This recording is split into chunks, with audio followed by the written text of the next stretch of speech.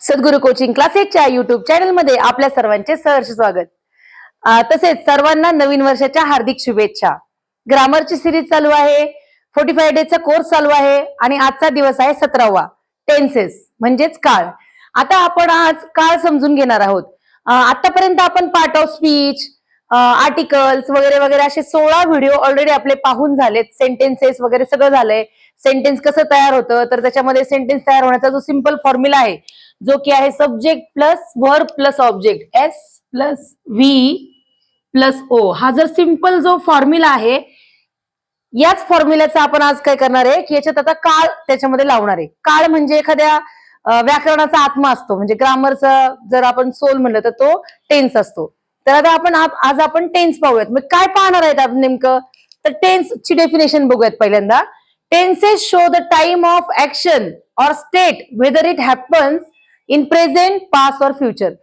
Tense म्हणजे काय, एखादी घटना आहे किंवा एखादी कृती आहे, ती कधी घडली, भूतकाळात घडली, वर्तमान काळात घडतीये का भविष्य काळात घडणार आहे, याचं जे ज्ञान सांगतं आपल्याला, शब्दांवरनं कळतं, तर त्याला आपण काय म्हणतो, काळ असे म्हणतो. मुख्यतः काळाचे 3 प्रकार आहे.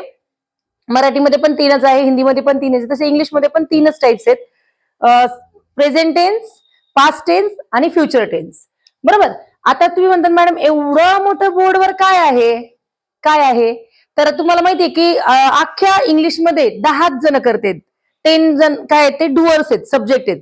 I, we, you, they, Ram and Sita, he, she, it, Ram, Sita.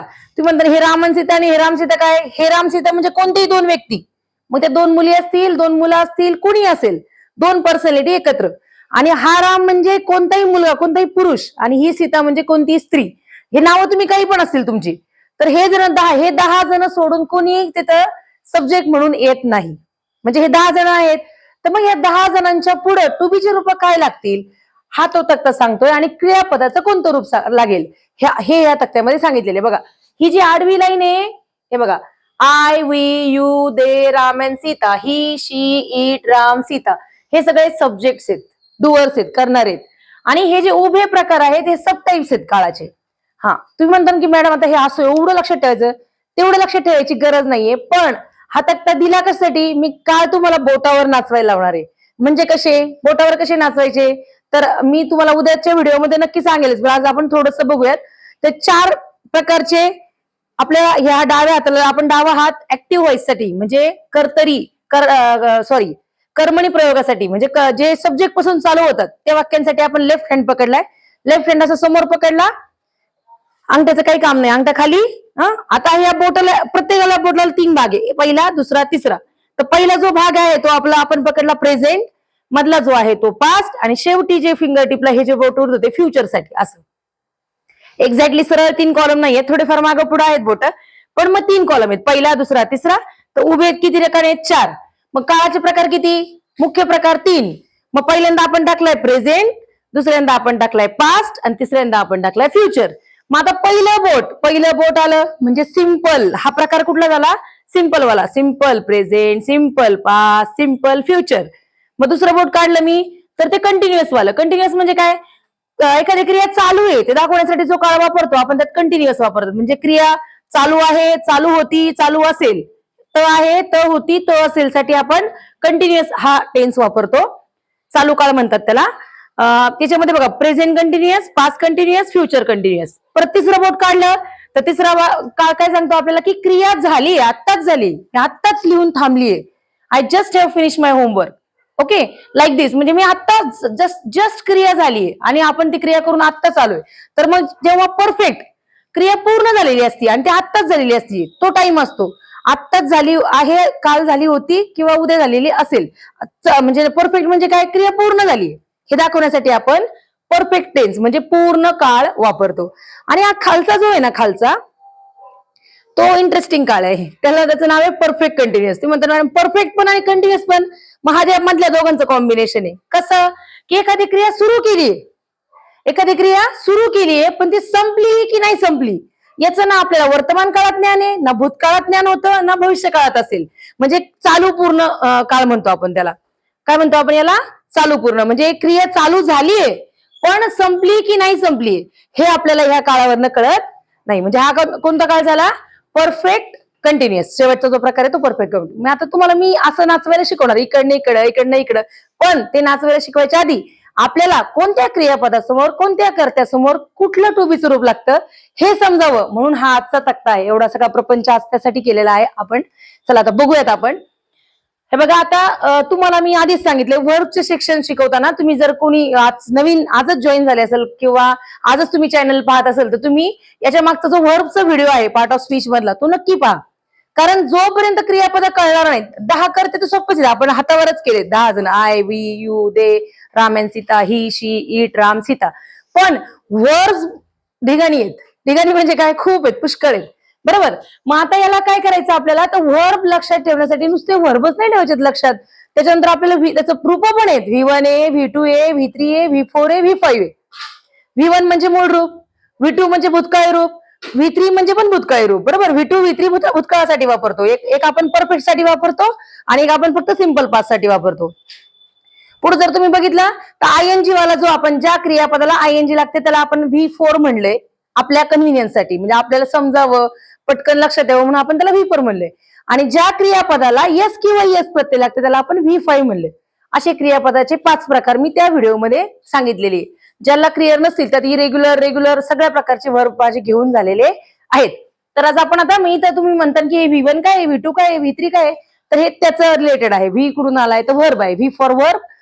आणि 1, 2, 3, 4, 5 हे त्याच्या खाली जे आकडे दिलेत ते त्याचे रूप आहेत. पहिलं रूप, दुसरं रूप, तिसरं रूप, चौथं रूप आणि 5वं रूप.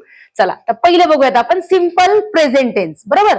आता सिंपल प्रेझेंट टेन्स मध्ये कोणतंच टू बीचं रूप लागत नाही, पास्ट मध्ये पण लागत नाही. सिंपल पास्ट, सिंपल प्रेझेंट आणि सिंपल फ्युचर मध्ये.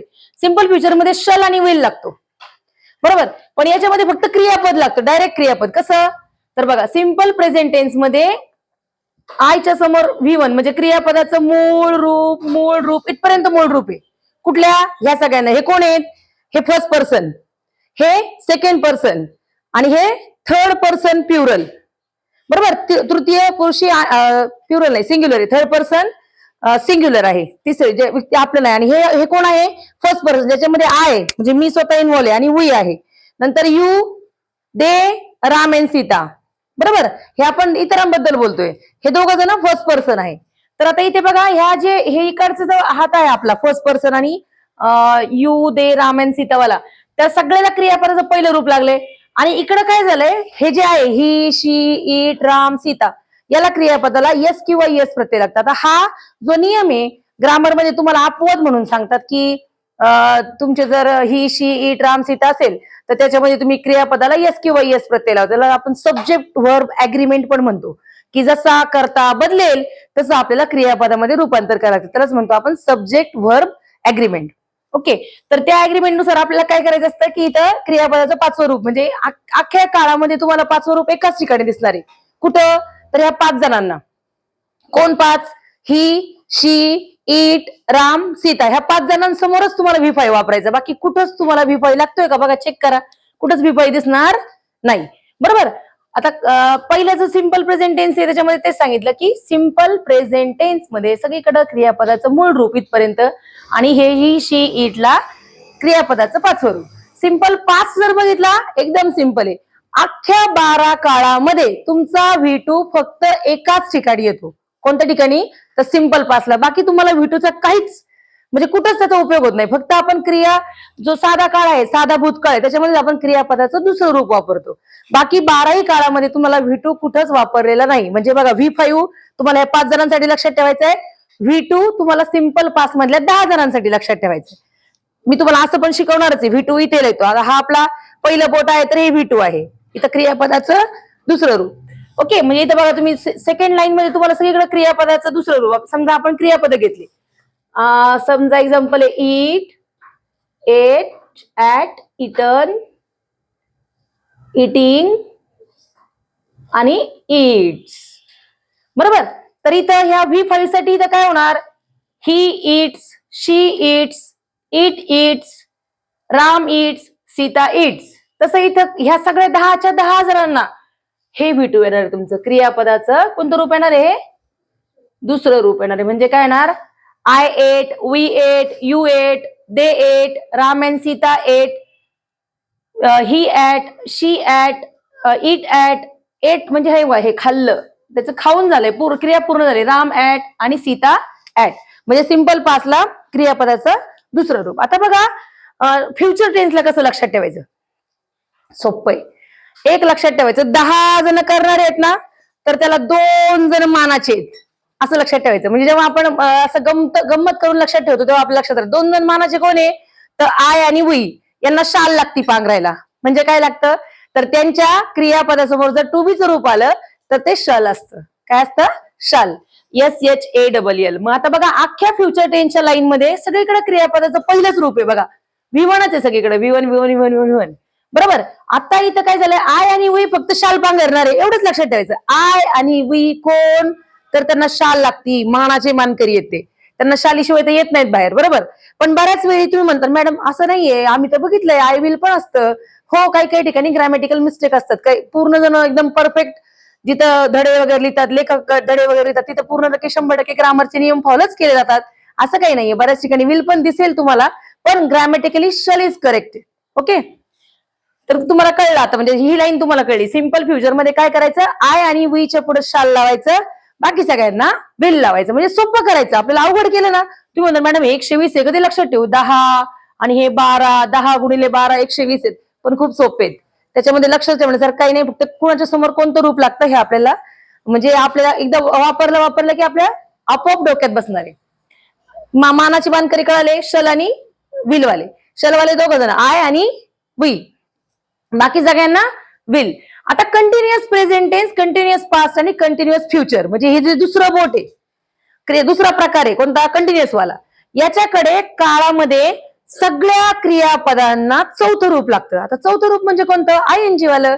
जसं की इथं इटिंग आहे, तर सगळीकडे इटिंग लागणार, म्हणजे आपल्याला चौथं रूप पाठ करायची गरज नाही. मग लक्षात काय ठेवायचं, ॲमिजार कुणासमोर लागतो, वॉज वेअर कुणासमोर लागतं, आणि शल विल बी कुणासमोर लागतो. मग त्यासाठी आपण हे एवढं केले बघा, I am eating, we are eating, you are eating, they are eating, Ram and Sita are eating, he is eating, she is eating, it is eating, Ram is eating आणि Sita is eating. जर हा हात बघितला आपण, ही, she, it, Ram, Sita सगळे is आहे. बरोबर. ह्या हातावर फक्त आय सोडला, आईच्या समोर काय आहे, am. I am. I is असतं कधी, आय इज कधी तुम्हाला कुठं दिसणार पण नाही, कारण आयच्या समोर इज कधी लागतच नाही, आय एम लागतं.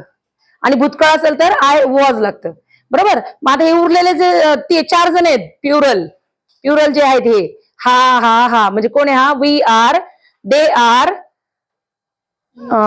We are, you are, they are and Ram and Sita are, हे सगळ्यांसमोर आर लागलं. बरोबर. आता कंटिन्युअस पास्ट टेन्स मध्ये काय होतं, की जे सिंग्युलर आहे, आता हे सगळे सिंग्युलर आहे आणि हा सिंग्युलर आहे स्वतः, आय आणि हे 5 जण, he, she, it, Ram, Sita, याच्यासमोर वॉज लागणार. आणि उरलेले परत हे मगाचे 4 जण कोण, we, you, they, Ram and Sita, ह्या सगळ्यांसमोर वेअर लागणार. बघा, I was eating, we were eating, you were eating, they were eating, Ram and Sita were eating, he was eating, she was eating, it was eating, Ram was eating and Sita was eating. आता continuous future tense मध्ये आलो, तर आता तुम्ही म्हणता की madam आता याच्यात आणि याच्यात कसा फरक कळणार, हा सिंपल फ्युचर आणि कंटिन्युअस फ्युचर मध्ये काय फरक आहे, तर तुम्ही नीट जर बघितलं तर कंटिन्युअस फ्युचर मध्ये बी आलाय, बी नावाचा एक हे आलाय, म्हणजे आपण त्याला पाहुणा म्हणू, पाहुणा आलेला आहे याच्यामध्ये, बी सगळीकडे दिसतं आणि क्रियापदाचं चौथं रूप आहे, चौथं रूप आहे आणि बी आहे, म्हणजेच हा कंटिन्युअस फ्युचर टेन्स आहे. ओळखायला किती सोपं आहे बघा. नुसतं वाक्यामध्ये तुम्हाला बदलायचं असेल ना, पहिले काळ ओळखता आला पाहिजे आणि कुठल्या याच्यात जायचं फॉर्म्युला पाठ पाहिजे. तुम्ही म्हणता मॅडम तुम्ही फॉर्म्युले कुठून आणले, आता का इंग्लिशमध्ये फॉर्म्युले असतात, स्ट्रक्चर आहे, तुम्हाला शिकवलंय आणि आता पण मी तुम्हाला तेच शिकवतीये. ओके, तर आता इथे काय आहे, सगळीकडे तुम्ही बघितलं, मानाची मानकरी कोण, शालवाले आय आणि वी, आय आणि वी शाल पांघरतात, म्हणून इथं काय झालं, I shall be, we shall be, I shall be काय, I shall be eating, we shall be eating, आणि बाकी सगळ्यांना काय लागले, विल बी आणि क्रियापदाचं चौथं रूप. आता पुढे जर बघितलं आपण, परफेक्ट प्रेझेंट टेन्स आहे, तिसरं रूप आहे, पुढचा प्रकार आहे. याच्यामध्ये फक्त आपल्याला काय समजून घ्यायचं की एक लक्षात ठेवायचं, बोट कितवं आहे, प्रकार कितवा आहे, पहिला, दुसरा, तिसरा. तिसरं बोट आहे ना, सगळीकडे क्रियापदाचं तिसरं रूप लागणार. कुठलं रूप लागणार? तिसरं रूप म्हणजे V3 लागणार. कुठलं लागणार? V3. बघा सगळीकडे V3 बघा V3 V3 V3 V3 V3 V3 म्हणजे सगळे perfect present, perfect past, perfect future सगळीकडे क्रियापदाचं तिसरंच रूप लागलंय. म्हणजे तिसरं बोट तिसरा प्रकार, तिसरं रूप. जसं की मी तुम्हाला सांगितलं की अख्ख्या याच्यात V2 कुठं लागतो? फक्त सिंपल पास्टला. अख्ख्या याच्यात V5 कुठं लागतं? तर फक्त या 5 जणांना, ही, शी, इट, राम, सीता कुठं? तर सिंपल प्रेझेंट टेन्स मध्ये. तसं ह्या तिन्ही याला तिसरं बोट आहे ना, सरळ तिसरा रूप लक्षात ठेवायचं. तिसरं बोट तिसरं रूप. मग आता काय लक्षात ठेवायचं? हॅव आणि हॅज. मग आता मी तुम्हाला बोटांवर सांगते. एवढा मोठा फॉर्म्युला तुम्हाला वाटत मॅडम इथून इतकी ओळ आहे, कशी लक्षात ठेवणार? इकडे बघा आता 10 जण डुवर आहे. I, we, you, they, Ram and Sita. बरोबर. ह्या सगळ्यांना हॅव लागतं. I have, we have, you have, they have, Ram and Sita have. मग हॅज कुणाला लागतं? तर हे 5 जण कोण आहे ते? He, she, it, Ram, Sita. He has, she has, it has, Ram has, Sita has. मग आता सगळ्यांच्या पुढे काय लागलंय? हे 5 जणांना हॅव आणि V3. ह्या 5 जणांना हॅज आणि V3. म्हणजे तुमच्या एक लक्षात आलं हॅव कुणाच्या समोर लावायचे? तर हे फर्स्ट पर्सन आणि सेकंड पर्सन. हे जे फर्स्ट, सेकंड आणि हे थर्ड पर्सन प्युरल आहे. हा सेकंड पर्सन आहे. यू वाला सेकंड पर्सन आहे आणि हे थर्ड पर्सन सिंग्युलर आणि हे थर्ड पर्सन प्युरल आहे. मी तुम्हाला याच्यामध्ये मागच्या काही 1-2 व्हिडिओमध्ये पार्ट ऑफ स्पीचच्या आधी वगैरे झाले आपले हे. ओके. आता पण लक्षात घ्या. आता इथपर्यंत कळालं हे हॅव आणि हॅज कळालं. आता परफेक्ट पास जण सगळ्यात सोपं आहे. ते म्हणतात मॅडम कसं काय? सगळ्यांच्या समोर हॅड लागतं. काय लागतं? हॅड लागतं. बघा I had eaten, we had eaten, you had eaten, they had eaten, Ram Sita had written. इथे बघा इथून चुकून माझ्याकडनं हॅज झाला. इथे हॅड पाहिजे. Had return. सगळीकडे हॅड आहे बघा.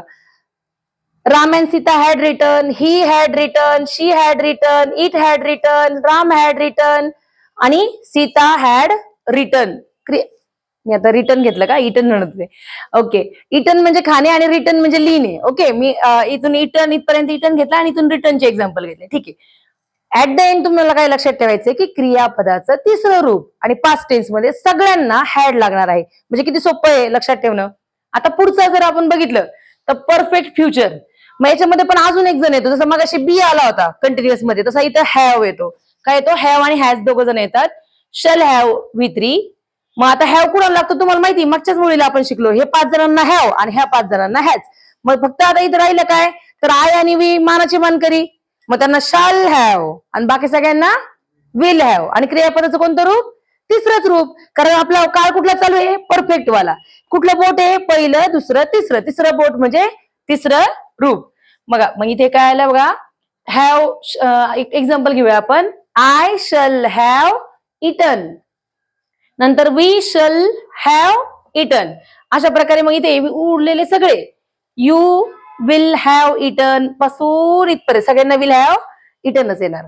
आता शेवटचा सगळा जो आहे हा लास्ट वाली फिंगर तो आहे कुठला आहे तो? परफेक्ट कंटिन्युअस आहे. म्हणजे कुठला? परफेक्ट आहे, कंटिन्युअस आहे, दोन्ही आहे. म्हणजे पूर्ण झालाय की अपूर्ण आहे माहितच नाही. नोंदच नाही.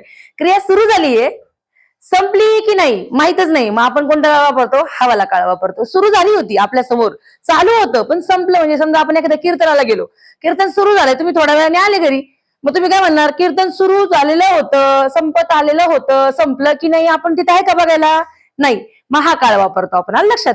म्हणजे जेव्हा एखादी क्रिया सुरू झालीये, समजा आता सुरू आहे पण संपली की नाही आपल्याला तशी आयडिया नसती, तेव्हा आपण हे खालचेतील परफेक्ट कंटिन्युअस वाक्य वापरतो. आता याच्यामध्ये ना सगळीकडे बिन नावाचा पाहुणा येतो. बिन सगळ्यात पास्ट, प्रेझेंट, फ्युचर तिघांमध्ये पण बिन BEEN हे आपल्याला टाकायला लागतं. मग सारखंच आहे. तुम्ही जर हे बघितलं हॅव V3 तर इथं काय आलंय? हॅव बिन V4 आलं. आता हा पण याचा रूप ओळखणं सोपं आहे. किती नंबरचं बोट आहे? 1 2 3 4. हे 4 नंबरचं आहे. म्हणजे याला पण क्रियापदाचं चौथं रूप. तिसऱ्याला तिसरं, चौथ्याला चौथं, दुसऱ्याला पण चौथं. तुम्ही म्हणता मॅडम दुसऱ्याला पण चौथं? हो. मग त्याच्यात काय फरक आहे? तर त्यात आपण ऍम इज आर घातलेत, बरोबर, वॉज वेअर घातलेत, शल विल बी घातलाय. त्याच्यामुळे ते आपल्याला कळतं की V4 कुठला? V4 इकडचा आला तर याच्यात चेक करायचं. त्याच्यासमोर टू बीचं रूप कुठलं आलंय? ऍम इज आर आलंय, वॉज वेअर आलंय, शल विल बी आलंय, हे चेक करायचं. इथं काय येणार? इथं ते येणारच नाही. इथं काय येणार आहे, हॅव आणि हॅज येणार आहे. बघा इथे I shall have been, I shall have been, we have been, we will have been, will have been, हे सगळं येणार इथं. बिन येणार इथं. बिन, बिन वरनं तुम्ही ओळखून घ्यायचं की बिन आला ना की हा परफेक्ट कंटिन्युअस आहे. मग कुठला आहे, पास्ट आहे का? कसा पास्ट कसा ओळखायचा, तर सगळ्या पास्टला हॅड लागले, हॅड बीन. मग प्रेझेंट कसा ओळखायचा, तर ह्या 5 जणांना हॅव आणि ह्या 5 जणांना हॅज. हॅव बीन म्हणजे कसं, शल हॅव बीन, आणि इथं सॉरी हॅव बीन V4 आणि ह्याला लागलंय हॅज बीन V4. मग आता जर फ्युचर बघितलं आपण तर शालपांघरणारे, मग कसे सांगितले, शालपांघरणारे मानाचे मानकरी दोनच, आय आणि वी. मग यांना शाल लागती. मग त्यांच्या समोर काय केलं आपण, shall have been, shall have been. उरलेले सगळे विल हॅव बीन V4 आहे. आलं लक्षात. अशा प्रकारे हा जर तक्ता लक्षात ठेवला छानपैकी तर तुम्हाला काळ असे बोटावर नाचवता येतील छानपैकी. आणि काळाचे मार्क तुमचे तुम्हाला म्हणजे काळ तुम्ही समजू नका की 1 मार्काला मॅडम एवढं पाठ करू, अजिबात नाही. पण तुम्हाला जर काळ समजले तर तुमचे रायटिंग स्किल मधले सगळे मार्क एकदम फिक्स होणार आहे. कारण का, तर तुम्ही चुकीच्या काळामध्ये जर चुकीचं वाक्य लिहिलं, तुम्हाला एक्सप्रेस करायचंय. लहान मूल कसं बोलतं बघा, लहान एकदम छोटं मूल ज्याला नवीन नवीन भाषा येते किंवा तो त्याला म्हणायचं असतं मी काल पिक्चरला गेलो, तर म्हणतो मी आज पिक्चरला गेलो, मी उद्या पिक्चरला जाईल. म्हणजे त्याचा काळाचा आपल्याला संबंध कळतं का? तुम्ही लहान मुलांना कधी बोलताना ऐकलं असेल की छोटी छोटी मुलं ते सांगत असतात आम्ही काल पार्कला गेलो, ते काल नसतं गेलं, जायचं असेल तरी ते काल म्हणतो. मग त्याला काळ कळत नाही. आलं लक्षात. मग जेव्हा काळ कळत नाही ना तेव्हा आपल्याला म्हणजे रिअलाइज होत नाही की काय बाबा ही क्रिया झालीये, होत आहे का होणार आहे, हे आपल्याला कळत नाही. त्यामुळे काळ परफेक्ट वापरणं लँग्वेजसाठी खूप इम्पॉर्टंट आहे. त्यामुळे काळाचा टॉपिक इम्पॉर्टंट आहे. आशा आहे तुम्हाला आजचा व्हिडिओ नक्कीच कळला असेल. आणि जरी काही डाऊट्स असतील तर डाऊट सेक्शन मध्ये नक्की कळवा. भेटूया पुढच्या व्हिडिओमध्ये. धन्यवाद.